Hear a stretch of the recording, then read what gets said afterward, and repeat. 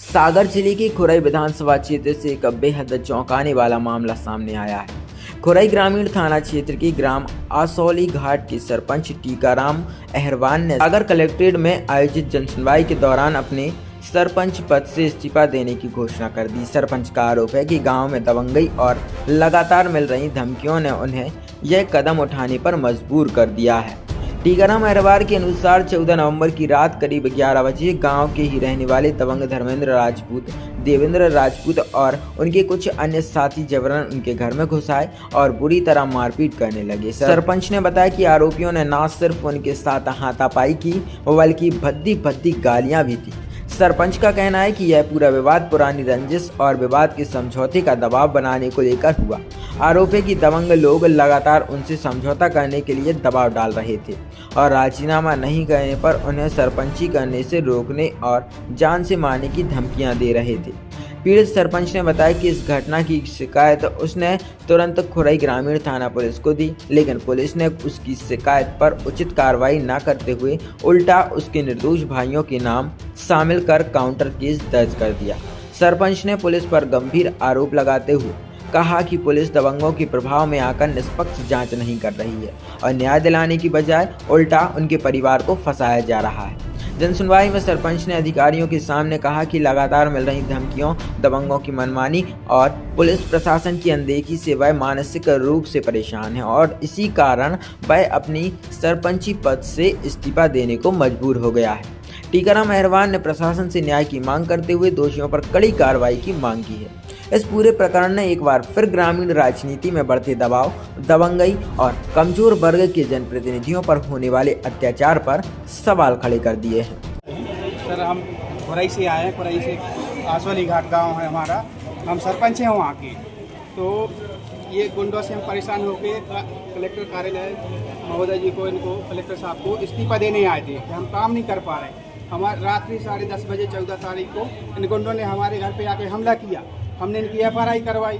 FRI में नाम तो लिख दिए, जो चाहते थे वो नहीं लिखे। घटना के समय महिलाएं भी थी। महिलाओं को इनको छोड़ के वो मेरे जो भाई थे, जो सगे 2 भाई, उनको उसमें शामिल कर लिए घटना में, जबकि कैमरा में पूरी साफ साफ रिकॉर्डिंग दिख रही है।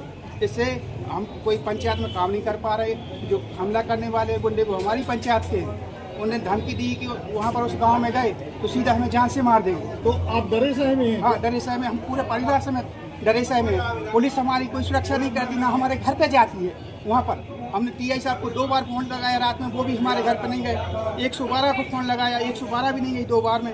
घर पे हम सब लोग सहमे रहे रात भर, हमारे पूरा परिवार। कौन सा थाना आता है? खुरई ग्रामीण थाना आता है। क्या कोई पुराना विवाद है? हाँ, पुराना विवाद केस चल रहा है। तो उसके पिताजी से तो उससे वो भी मारपीट करता था हमारे वहाँ पर गांव पे।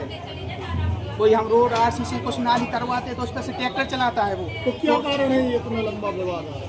वो सरपंच ही चाहते थे पहले कि हम करवाएंगे काम। तो हमने कहा कहीं हमसे मिलके चलो। हमने कहा भाई साहब, हम किसी से मिलकर नहीं चलेंगे, हम पूरे गांव से मिलके चलेंगे। आप कौन होते हो हम आपसे मिलके चलें?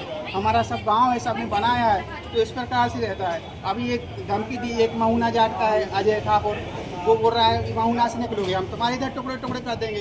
इतने झूठे केसों में फंसाएंगे कि तुम्हारी जिंदगी बर्बाद हो जाएगी, भीख मांग लोगे और सीधा सुसाइड कर लोगे। अब क्या चाह रहे हैं प्रशासन? हम प्रशासन को इस्तीफा देने आते कि हमारी जान की सुरक्षा तो पुलिस कर नहीं सकती। घर पे इस्तीफा से सुरक्षा होगी?